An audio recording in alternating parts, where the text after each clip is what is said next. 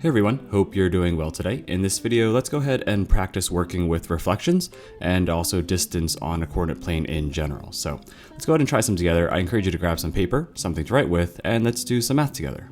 All right, so for questions 1 through 6, let's go ahead and determine the location of each of these reflections. And it's always going to be, for these particular problems, just across one of the axes. We're also going to make sure we make a rough sketch of the pre-image, which is the original, and the image, which is where the reflection is going to be. And let's make sure we use correct notation for the image, so using a little prime there. So for number 1, we have this point A, which is going to be at -6, 4. So I'm going to go ahead and sketch a little XY axis. So here's my X, and then here is my Y. All right, cool. So once we have this kind of sketched out here, where would A go? I think A would be somewhere in quadrant 2, right? So it would be maybe somewhere like over here at -6, 4, so just an estimate. It's being reflected across the y-axis, which is this axis over here, so which means that its reflection, or its image, is going to be to the right side in quadrant 1. So I'm going to go ahead and say that it would be right around here, and this would be A prime. So this is just a very rough sketch here. Now, when writing the coordinates for A prime, we're going to go ahead and say that A prime here, if it's going across the y-axis, you should have opposite x value. So instead of -6, it's going to be +6, and that 4 is going to stay the same. All right, let's check out number 2 now. So for number 2, we have B, which is at 7, -3. Let's go ahead and make a rough sketch again. Here is our x-axis, here is our y-axis. Now, if we go ahead and plot where B is going to be, I think B is going to be over in quadrant 4. It's going to be more to the right and a little down. So here's B, and it's going to be going across the y-axis. So that means that its reflection is going to be over in quadrant 3. So let's go ahead and put B prime somewhere over here. I think that's a pretty good estimate here. If it's going across the y-axis, that means that we're going to have opposite x coordinates here. So B prime here is going to be at -7, -3. Which makes sense because we have opposite x coordinates, and B prime is in quadrant 3 where we have a negative x coordinate and a negative y coordinate. For number 3, let's see, we have here point C, which is at -3, +8. So let's go ahead and make a quick sketch of where this would be. -3, +8, that would be over in quadrant 2, right? So it's definitely a little higher up here. Because 8 has a greater absolute value than -3. And this time we're reflecting across the x-axis, which is this axis here. So if we reflect here, then C prime is going to be down here in quadrant 3. So I think C prime is going to be somewhere down here. And if we go ahead and write the coordinates for this image of C prime, it's going to have opposite y coordinates. So we're going to say -3, -8. All right, let's go ahead and try number 4. For number 4, let's see what we got here. We have 0, 9, so that's actually not in a quadrant this time, so be careful with that. So here's our x-axis, here is our y-axis. Now where's 0, 9? 0, 9 is going to be somewhere up here on the positive y-axis. Here's D. If we're going ahead and reflecting this across the y-axis, what would happen? Well, we would have the opposite x coordinate, so the opposite of 0 is still going to be 0. So this one's actually kind of interesting because D prime is also going to be where D is. So it's actually not moving anywhere just because it was already 0 away from the axis, so it's still going to be 0 away. That's where D prime is, 0, 9. In number 5, let's see here, we have E, which is going to be at -5, 0. So here we have another ordered pair where we're not in a quadrant. So here's the x-axis, here is the y-axis. And then where's -5, 0? Well, it's going to be on the negative part of the x-axis, right? Now it's going to be flipping across the y-axis, which is this axis right over here. So if we flip across this, then E prime has to be on the other side of the y-axis, on the positive side of the x-axis. So that's going to be E prime. E prime here, we can go ahead and say is going to have the opposite x value. So the opposite of -5 is +5, and the 0 is going to stay the same. For number 6, let's see here, we have point F, which is going to be in quadrant 3, right? Because it's a negative. So here's the x-axis, here's the y-axis. Where is that point going to be? Well, it's going to be more to the left and a little down here. So here's F, and it's going to be reflected across the x-axis, which is this axis here. So if we go across there, then its reflection is going to be over in quadrant 2. So here's F prime. So what's F prime's coordinates going to be? Well, it's going to be moving up, so it's not moving left or right at all, so the -4 stays the same. The opposite of -2 is going to be +2. All right, let's try some different types now. So for numbers 7 through 10, let's go ahead and reflect each of the points across both axes. So not just the x-axis and not just the y-axis, but across both of them. And then the question says is, what do you notice about the x-coordinates and the y-coordinates? So we don't have to sketch these if you don't want to, but if you want to kind of see what this is generally looking like, if we just put this here for a moment, G would be somewhere over here. And if you went across the y-axis, it would go over here into quadrant 1. And if you go ahead and go across the x-axis, it would end up down here over in quadrant 4, right? You could also instead of going across the y, then across the x, you could go across the x first, then across the y, but you'll end up in the same location. So it doesn't matter which one you do first. Something interesting that will happen though is when you go across both of the axes, you'll notice that you'll end up with an opposite x coordinate and an opposite y coordinate here. So if you go ahead and reflect G and you write the reflection, it's actually be located at +5 and -3. So whenever you reflect a point across both axes, notice that these are now opposites, as well as these are both opposites as well. So hopefully we can go ahead and say that we notice that both the x-coordinates and y-coordinate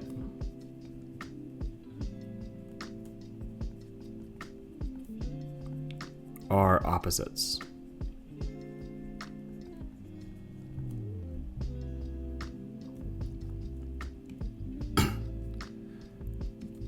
That being said, if we go ahead and look at number 8, you can see here, if we go ahead and make a rough sketch again, just temporarily, -2, 0 is here, so that would be like h here, right? Now if we went across the y-axis first, then h prime would be over here, somewhere over in the positive x-axis. And then if you flip it up or down, it's not going to move anywhere. So here's where h prime is going to be. That being said, you could also move it up and down first, but actually it's not going to move anywhere up or down. And then you can move across the y-axis and you'll still end up over here at h prime here. All right, so where is this going to be? We can say that h prime here is going to be located at +2, which is the opposite of -2, and then the opposite of 0 is still going to be 0. This right over here, we can say the same thing for each of these. You don't have to go ahead and write this each time, but this is going to be the same explanation for each of these. So if you just write it one time, you can just draw an arrow to each of these locations because it's the same explanation. So don't feel like you have to write them all, okay? For number 9, let's go ahead and see here if we are looking where I is going to go. I prime is going to be the image for the point. It's going to be the opposite of 7 and the opposite of -4.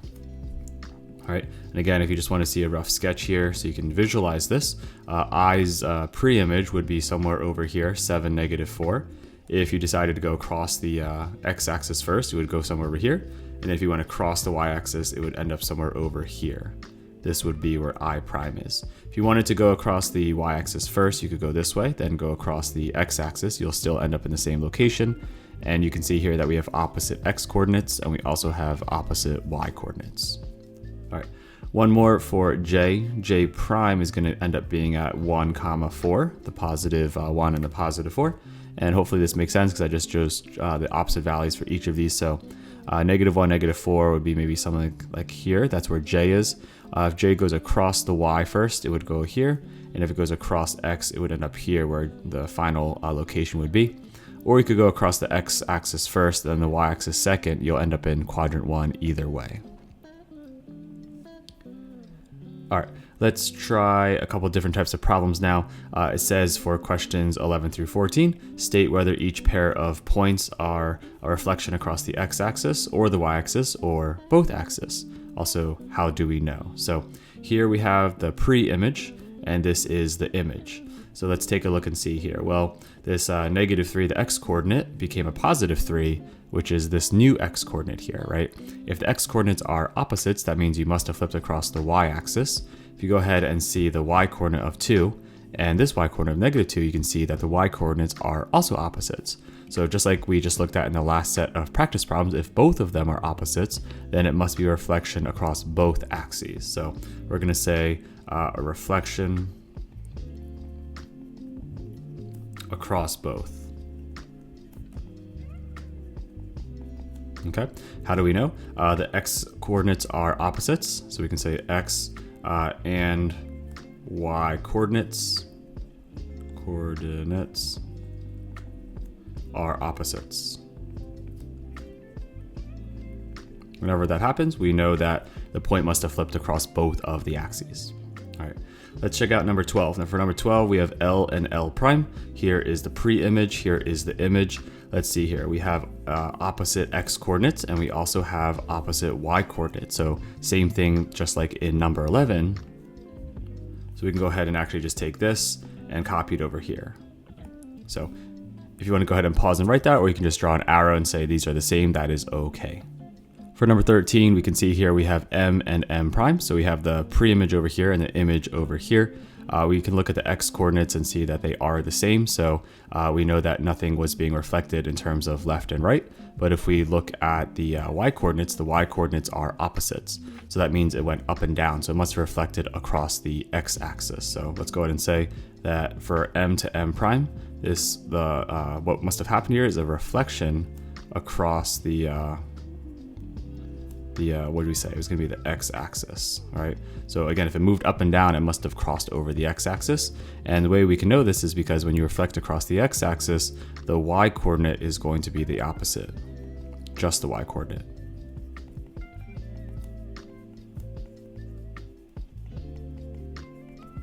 All right, cool. And again, if it's just across the x-axis, the y-coordinate is the opposite value, and then the x-coordinates stay the same. For number 14, we have N and N prime. We have a pre-image and an image. Notice here that we have, let's see, this -9 and +9. So we have opposite x coordinates. So it means that we reflect across the y axis. And we also have opposite y coordinates. So that means we must have flipped across the x axis. So this one's actually very similar to 11 and 12. So I'm just going to go ahead and take this and copy it over here. So again, if you wanted to go ahead and just draw an arrow after you write it one time, if you want to go ahead and just draw an arrow here and an arrow here, that is a-okay. Another thing that you could do for each of these is like make a rough sketch and plot it. Like for K, you can see that -3, 2 would be somewhere over here. And then K prime would be 3, -2, which is over here. And if the two dots are diagonal from each other, it can't just be across the x-axis and just across the y-axis. It's got to be across both. And if you look at something like 13, where it just went across one of the axes, -3, 6 is up here. That's where M is. And then M prime is down here. So clearly it went up and down and it flipped across the x-axis. So drawing a picture can also help you kind of make this make a little more sense as well. Okay, let's take a look at this last bit of practice problems here. In question 15, let's not talk about reflections anymore. Let's just go ahead and see if we can go ahead and write 4 absolute value expressions to show that we have dots or points that are equidistant from the point provided. So let's see. We're going to come with 4 points that are all 7.5 units away from point A, which is at -2, 1. So let's see here. Let's go ahead and plot A first here, and then we'll deal with the rest of it in just a moment. So A is starting at the origin. It goes to -2, and it's going to go up to 1. So here's our original point here. I'm going to move the A over to the right a little bit. And we need to come up with 4 points that are 7.5 units away. So let's go left first. So let's see here. If we start here at our point, here's 1 unit, 2 units, 3 units, 4 units, 5 units, 6 units, 7 units, and then we need a half here. All right, so let's go ahead and plot a point right over here to the left. I'm going to call this one point B, okay? But this is 7.5 units to the left here. So what are the coordinates here? I believe this is what? This is -8, -9, -10. So this must be -9.5 or -9.5. And the y coordinate didn't change, so it's still at 1 here. So going ahead and writing this coordinate down, I think B is going to be at -9.5, and then it's going to be +1. All right, so how do we check to see that this is correct? Well, if you go ahead and look at this point that we came up with and compare it to here, notice they have matching 1, so ignore those. And then you look at the -9.5 and -2, they're both negative, so they're in the same quadrant. So we can go ahead and say that the length of AB here would be the absolute value of the number with the greater absolute value minus the number with the smaller absolute value. And if you go ahead and do that, this would just be 9.5 minus 2 and that would be 7.5. So we just went ahead and verified that this is 7.5 units away, so we know that this must be correct.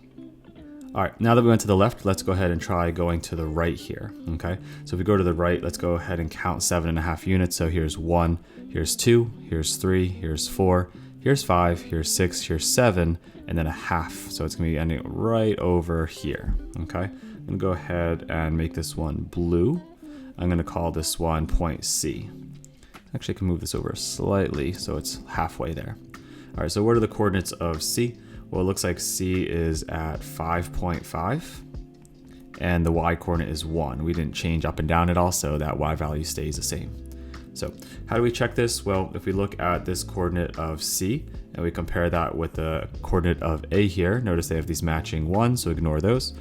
Look at the X coordinates. They're in different quadrants, right? Because one's negative, one's positive. So let's go ahead and add their absolute values here. So for this length of AC, it should get 7.5 if we did this right, but let's go ahead and try this. The absolute value of 5.5 plus the absolute value of -2. And if we go ahead and add those, we're gonna get 5.5 plus 2, and that does equal 7.5, so that does seem to check out, so that's good.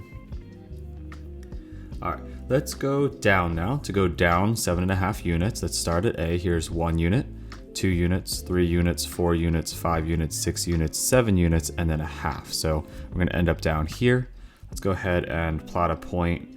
This is 7.5 units down. I'm going to call this point D here. So what are the coordinates for D? It looks like it's going to be -2, comma, looks like -6.5. All right, but we can go ahead and check this in just a moment.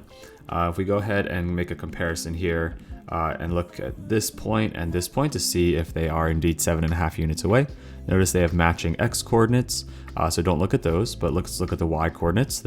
One's positive, one's negative, so they're in different quadrants. We're going to add their absolute values.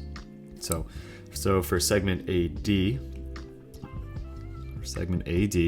we had the absolute value of what? Of 1. And we're going to go ahead and add the absolute value of -6.5, right? Those are their non-matching coordinates. If you go ahead and do that, they're in different quadrants, that's why we're adding. 1 plus the 6.5, that equals 7.5.